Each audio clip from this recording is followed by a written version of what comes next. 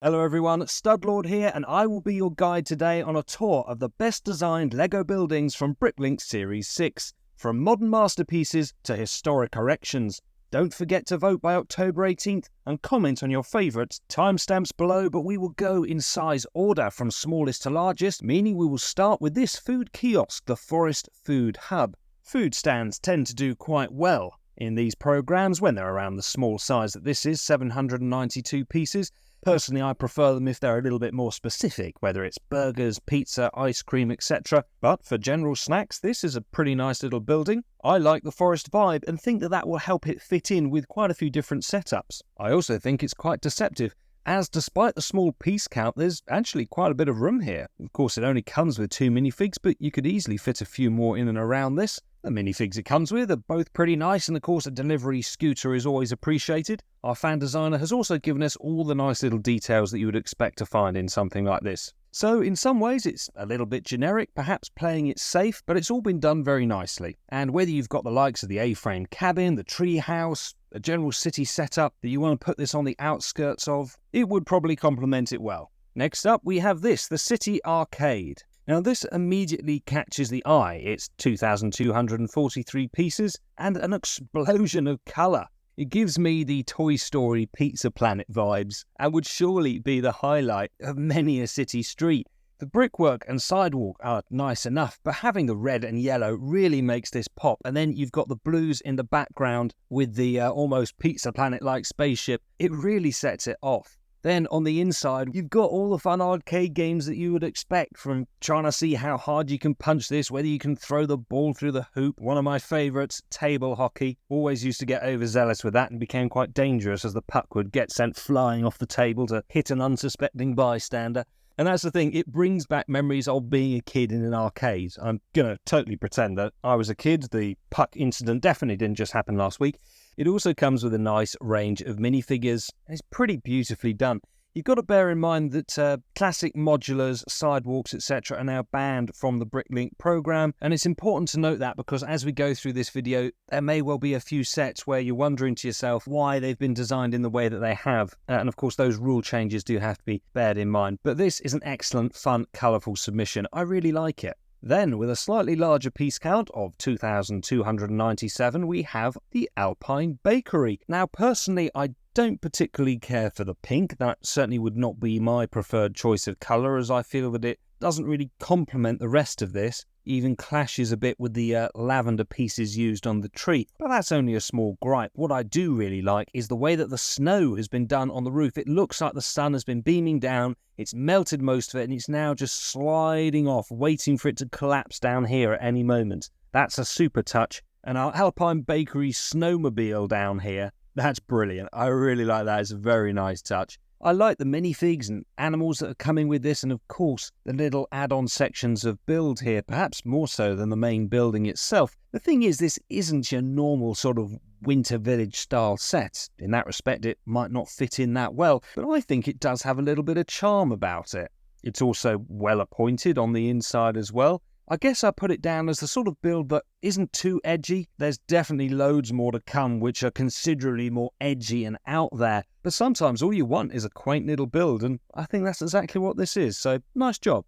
Next up we have the first of 2 windmills, or actually several windmills that were proposed for Series 6. I really like the idea of having a windmill. Manual operation is okay, but of course being able to fit a motor to it would be a big plus. This doesn't have much space on the inside, and that's a bit of a markdown in terms of trying to position a minifigure in there, but it does make up for it by having a lot of little intricacies, and I think displayability-wise, it does have quite a bit going for it. However, there is a big drawback for me, and that is that I simply don't like this huge amount of blue.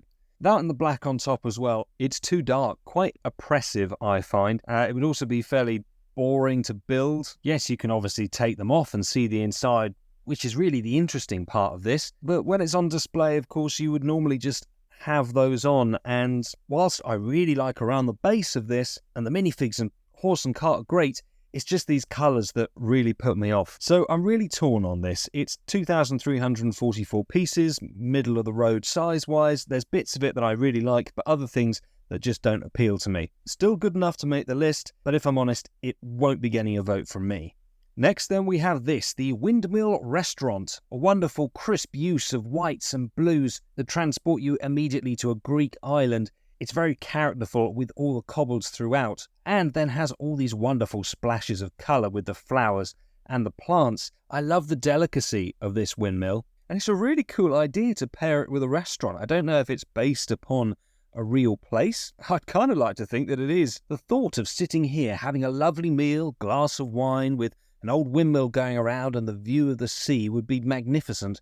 That is one bit of feedback I'll give. The dark background to the photos, personally, I don't like it. I know you don't want anything contrasting with the build itself, but it feels just a little bit oppressive to me with the background. Don't let that distract you from the build though, because it is vibrant. Such a beautiful use of colour, really complementing all the way through. I mean, piece count-wise on this, 2386. A lot of those are going to be these small pieces that you're seeing, and yet the structure itself is still sizable. There's loads of space to position the minifigures. It's another case of very clever piece usage. There's nothing going to waste here. I've just taken in the grapes hanging down from the vines above. You know, that's what I mean. It's these little things. The more you look at it, the more you find. I love builds like that.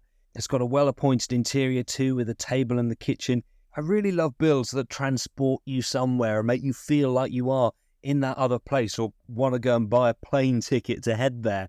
Now, this is where things get really interesting, because not only does this have manual operation for the windmill, it's been fully set up for motorization too. And I love that. I mean, yes, Lego motors do cost far more than they should, which is a real downside. Having them in really does elevate things. Very easy to switch out in here. All the room has been made for it. If this won, I would definitely be buying it to get a motor and put it in there, because the idea of just having this going around, I'll probably pop it in my kitchen. It would inspire me to cook even more delicious food. The whole thing's just so vibrant and joyful. I think it deserves to do really well.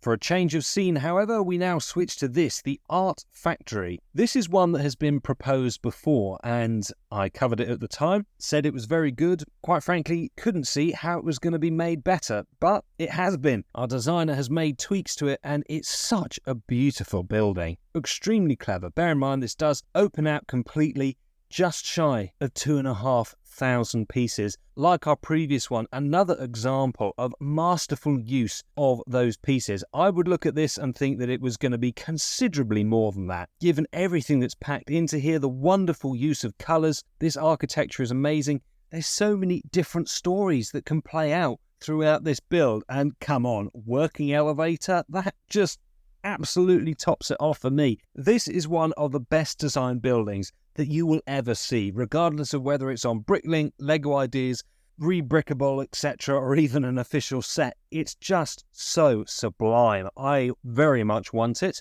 The soup exhibition is very humorous, but the core idea here is very clever. The fact that we have a building with all these different little businesses going on, it's an excuse to have multiple stories within the same structure, something which most other things don't manage to do. You know, you have to sort of focus in on just one subject matter. Whereas with this, it can be so different. To my mind, it really makes it stand out from the crowd.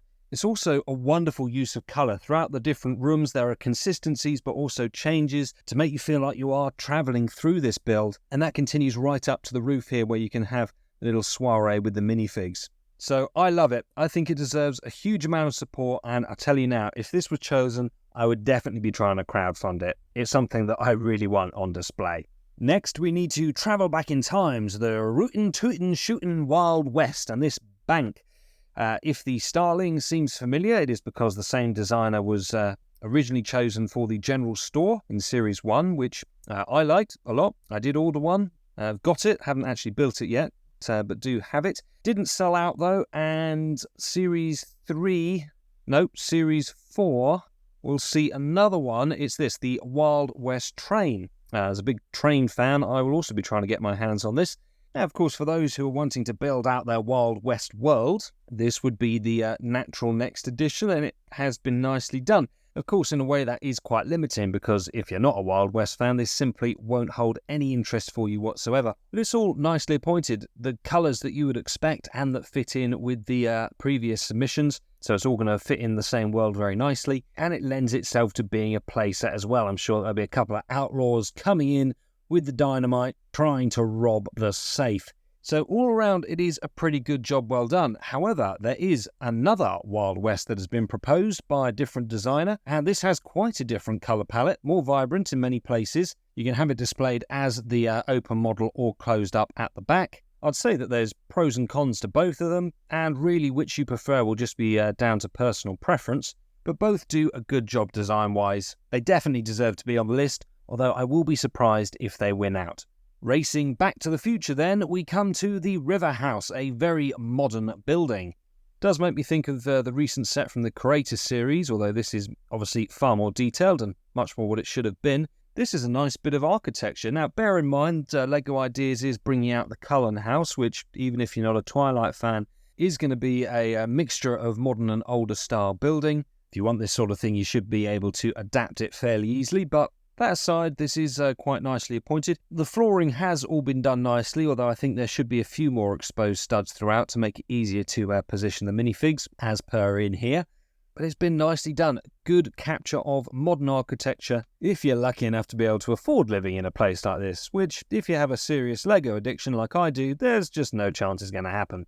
The next model is an example of some beautiful architecture, this lake pavilion. I think this is quite wonderful to look at. I love creepers coming up the side of the building. Of course, the little boating lake with the ducks and our couple of minifigs in the little rower and this wonderful terrace overlooking it. The whole thing is just a very quintessential, sophisticated, beautiful thing. It's been designed to look great from pretty much every angle, and the old car that we have down here as well is a lovely touch. It's a really nice period piece to the 1920s, 1930s. Because of that, being fairly specific, it might put a few people off, makes it more difficult to put in general setups, but as a standalone piece, or even put in close to something like the Natural History Museum, similar use of colours, I think this would make for a really nice looking display piece. The inside too, great use of colours, decent amount of space on the inside. It's all very impressive. Size-wise, 2,747. Again, yes, there are lots of small pieces in here, but they've all been very well chosen. So personally, I really like it. It is the sort of build that does appeal to me greatly. I could well be in the minority there. Let me know in the comments down below. But yeah, for what it's worth, as far as I'm concerned, ticks all the boxes. Now we come to the Fisherman's House, a beautiful, almost diorama-style building. It's a lovely idea, having this supported on the stilts, up above the waves, very clever. This would really stand out on a display shelf. It's really nice when you get refreshing things that are just that little bit unique, and this is definitely one of them. All the colours that have been chosen are really nicely contrasting as well, but, not in a clashing way. They all complement each other inside and out. There's also decent amount of space for a model that's still fairly compact, 2,756 pieces. I think if it was just this top part of the building on its own, that would still be quite impressive, but the fact that it's been put on here just elevates the whole thing, no pun intended, gives a lot more character to it really. And yes, although a lot of the piece count will be taken up in things like the tiles, it adds to it, gives it a charm that, otherwise it just wouldn't have. I can't really think of what this would particularly integrate very well with, not off the top of my head, but as just a standalone, I think it looks great and would also be quite fun to put together too. Next on the list though is once again something very different. Here is a very nice, colourful bit of architecture. I would definitely like to see LEGO actually give us quite a few more sets of this style. Most of them tend to be very westernized, and this would be a very refreshing change of pace. Decent sized build, 2,787 pieces, and it does a great job of sort of capturing the hustle and bustle. Even though we've got relatively few minifigs, it does feel like you're entering a busy market where all the silks are on sale, herbs, spices, got the horse and cart coming through to market. It's another one that pulls me into it, transports me to the place, makes me feel like I want to be there. We'll certainly have it added to the world for my minifigs to enjoy. And there's some nice parts usage throughout this too. I really like it. It's a wonderful excuse to be able to use these different colours, all against the architecture of the sandstone building. It might well be called the Ancient Bazaar, but there is nothing bizarre about liking this. I think it looks really good. For an alternative holiday destination though, you can have the beach and boardwalk. Technically not one building, I know, but who cares? It's great looking. This comes with the gift shop as well as the crab shack and a little ice cream stand too, all down in front of the beachfront. and it's absolutely jam-packed with fun little accessories and features. You've even got the poor kid that's dropped its ice cream. But look at all of the detail that the fan designer has gone to the trouble of putting in here. Admittedly, all those things do push the piece count up. 2,846, still not massive, but it is starting to get larger. I think this one would prove very popular. For those who like to build out worlds with their minifigures, who are lucky enough to be able to afford the different sets and be able to have a much larger setup, this is exactly the sort of thing that does add on to it quite considerably. So thumbs up, nicely appointed buildings, good lineup of proposed minifigures. It's another good job well done in my opinion. Okay, this is starting to feel like a tour of holiday destinations.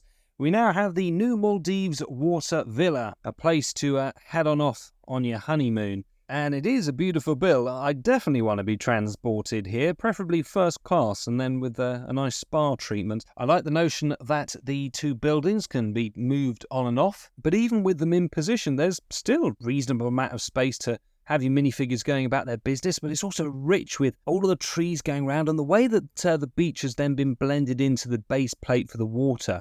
That's been done very nicely. And of course, just the addition of the little trans pieces and things like the fish and the crab, they're very nice. But I really like the foliage climbing up the building and then the roofs on the huts here. I know it does add to the piece count. We're now getting up much closer to that 3,000 mark. And of course, that means that the price is going to go up. It puts some people off. But for me, it really makes this what they are. It just adds so much extra texture and colour to this. Sure, it would be a little bit boring to be putting these together, but the finished job, God, really looks good, doesn't it?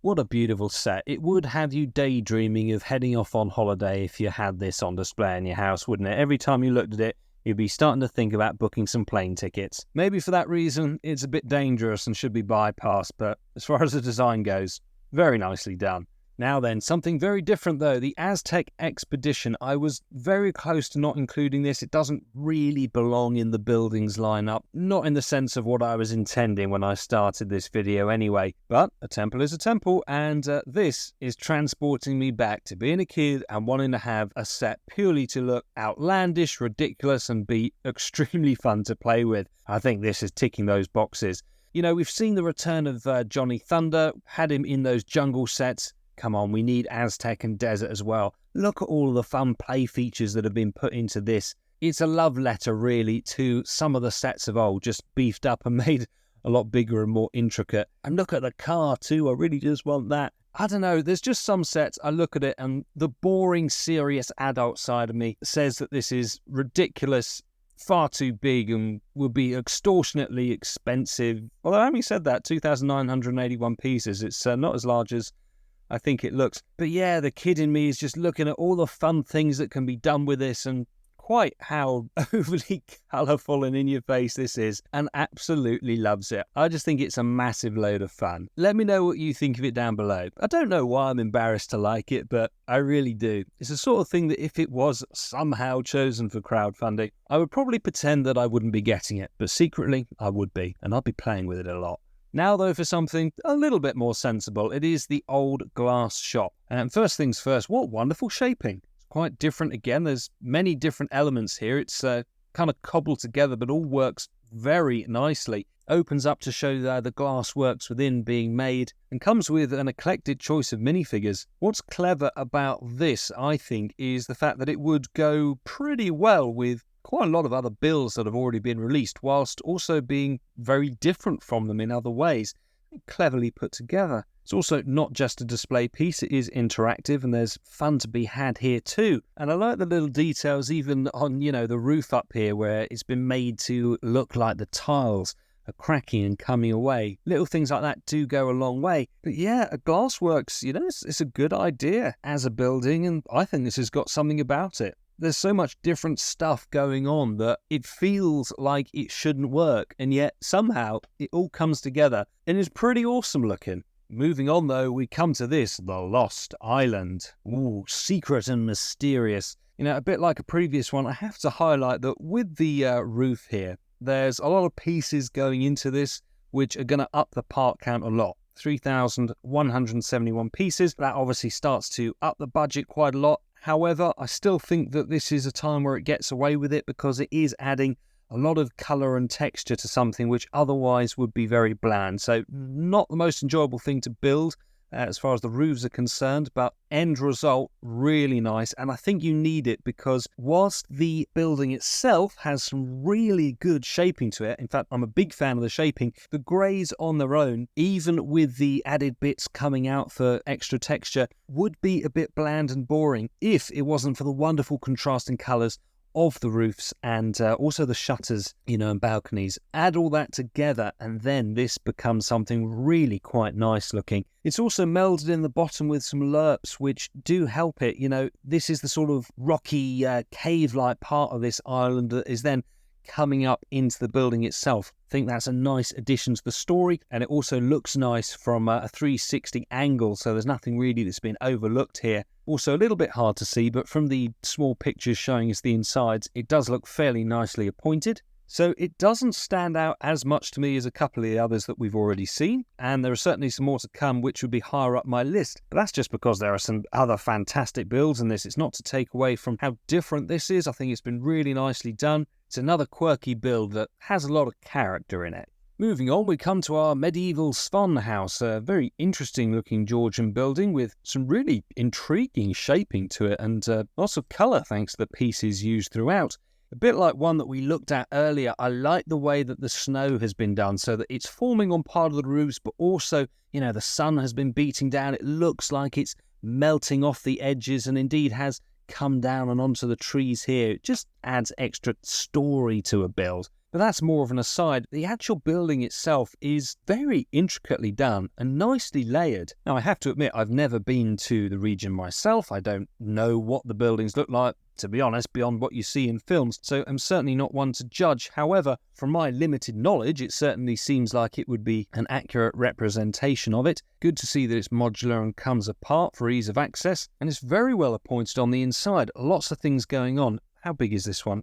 3,286 pieces, so we are starting to get up there, entering the larger end of things. Added bonus of that is that you can start getting more minifigures for a really cool lineup, and you start to get extra interactive features like this. I think a lot of time, care and attention has gone into this. It looks really intricate, and like the building experience of this would also be fairly educational. I think you'd learn a thing or two. It's just very different. Perhaps that very thing will put some people off, but I would say have a think about it. Not everything has to fit in with the status quo of what we're normally given by Lego, and this, to my line of thinking, is different, all in a good way.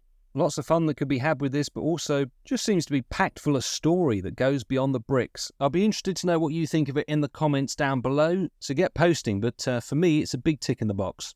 Our next one is very different. New Orleans spirit of the French Quarter, absolutely bursting with vibrancy and colour. You've got a jazz club on one corner, a music studio up here, a restaurant. All of it is so varied and different and yet just blends together beautifully. I'm always very impressed by buildings like this because although I am a big fan of colour, there are quite often it can become clashy. My mind immediately goes to, not all, but quite a few of the Friends sets where things are just so in your face that it becomes too much. I was kind of expecting to accuse this of the same thing, but I can't because it all works somehow despite everywhere I look there being a different colour. It's all nicely matching in. And oh yes, please, an electric tram. If you wanted to put one thing in there that was going to really make me want this set, you've just gone and done it. That is definitely boosting it up the wanted list. It's also not shy on space either. It's another build that's been cleverly done where we can have lots of different stories going on throughout it.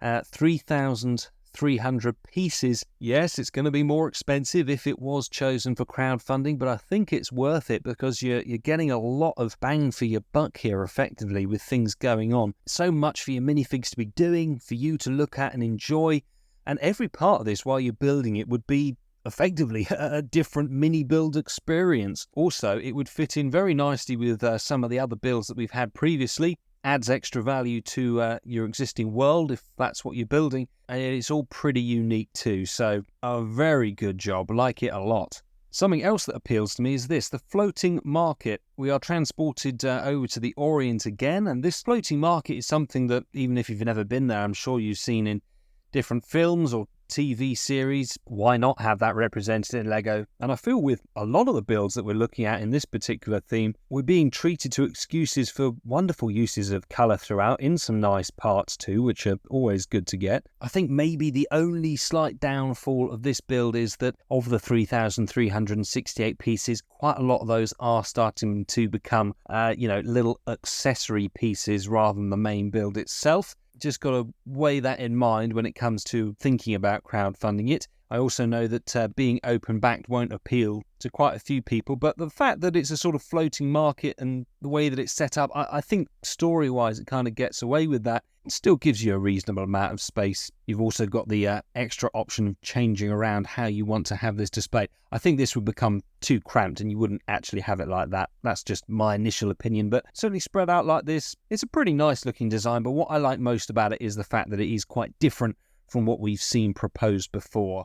And that's always refreshing. We're at the largest end of the scale set-wise now, and with this one, it's the last of the sort of Oriental-style ones. With this, the Sushi Restaurant. We obviously had the New Year-style restaurant at the beginning of 2024. I thought that was a very nice build, and this is something that would definitely go along with that. Although it is closed in, it's not open back, so this is a step up. It looks good from a 360 point of view. Also comes with a tram, so once again, it's definitely doing it for me. Love the cherry blossom tree down here and the little bit of water that's spilling into that well down there too. There's just lots of little features on this one which are very pretty and appealing, and certainly loads going on at the interior too. Now, something else that has to be said about this is that you can put it in to different configurations, which is a really nice touch. It's always very clever when fan designers think that through. So there's multiple ways that you could have this displayed, depending on whether or not you want to have it opened up at the back. Some people will be fine with it, others won't. But that's the thing, you've got the option for multiple ways to do it with this. So nicely designed, and it definitely looks good. Very strong contender. However, from the same fan designer, we have this, the Goldmine Expedition. And I have to say, personally, I prefer this. I think it looks really, really cool. I'm a big fan of the sort of Wild West theme, and this is separated out into different floors with lots going on, offers a huge amount of playability as well as being something that looks pretty cool from a display point of view. I'm also always a big fan of the water wheel too. Combine that with the mine and you've sort of got everything going on here. It's another set really designed, I think, for AFOLs obviously, but ones with big kids in them, because it just oozes fun, this set. It really does. Every layer that you go through has got different things going on in it. And I can already imagine getting this, and when you're building it, putting it together, just having fun with each part as you're constructing it, because there's so many different little stories going on throughout. And, I don't get time to do it much, but it is nice sometimes after you've built something to come back to it after a while. And when they're modularized like this, so you can take them apart in layers, you can do that and have a look inside and remember the different things that you've forgotten. And it's almost like building it again for the first time. It's really good fun. But even not doing that and just having it all constructed and on display, what a fun, great looking set. I think I'll go so far as to say that out of all of the sort of Wild West ones that have been proposed for Series 6, this is the best out of them. Okay, time for the big boys, starting with this, the Grand Victorian Hotel, coming in at the maximum 4,000 pieces. I tell you, I'm not usually a fan of these colour palettes, but here it's doing it just right. And also, love the car, absolutely beautiful. This is, as comes as no surprise, a really big set, but the way that it opens out is very sprawling. It's light, it's bright, and yet at the same time kind of makes me feel like it would be the perfect setting for a Poirot murder mystery. Not only does it look grand on the outside, but the interior does the same. One thing that I do have to say is that because it's already reaching that piece count maximum, being such a huge set, it is a little bit bland in places on the inside. But then, thought's gone into the accessories like this car. It's just beautiful. And while it could do with perhaps a few more things in here, plant pots, tables, etc., at least there is plenty of space to position the minifigures. So I think my only bit of feedback for what it's worth would be that it might be better to make the building that little bit smaller, just so that some more details could be added on the inside if that is possible. But otherwise, very impressive, quite different again from what we've had before, and would be very impressive on display. It's just because it is now maxing out, would come with a pretty big price tag. Of course, the pump house would certainly not be cheap either. This one is also maxing out 4,000 pieces, so you would be paying the top end. Question, of course, would be, is it worth it? Well, this certainly isn't the sort of vibrant poppy colours that we've seen in some of the other builds, but that's not really what this is about. This is industrial. It was quite grungy, but in that respect, there's a bit of beauty to it. Love the water wheel and the way that this has been done to make it look like the water is flowing through it. And the mechanism on the inside, that's where this baby is proving its worth. Now, it's been fully designed to fit in battery and motor. That is obviously not going to be coming with it, so that would be an extra expense, but come on. Take a step back from cost for a second and look at the way that this has been done. It's really impressive. There's so much going on, exceptional detail. I love the way that it has been made for motorization too. A pump house is absolutely something that we should have in LEGO, and given what it is, the colours all work well. There's loads of space too. It amazes me sometimes how on big models you can still end up being really cramped, but no, nothing's been overdone here. It's all pretty much exactly right and as you'd expect. I feel you can really tell just by looking at this model that our fan designer has put a lot of time, care and attention into doing this, and it pays off because, do you know what? It's a fantastic looking model. If you agree, comment down below. Of course, as with any of these, make sure to head on over to BrickLink and vote by October 18th. Link in the description below. But that is it for this video. Check out one of these two next if you haven't already, and I will see you on the next one.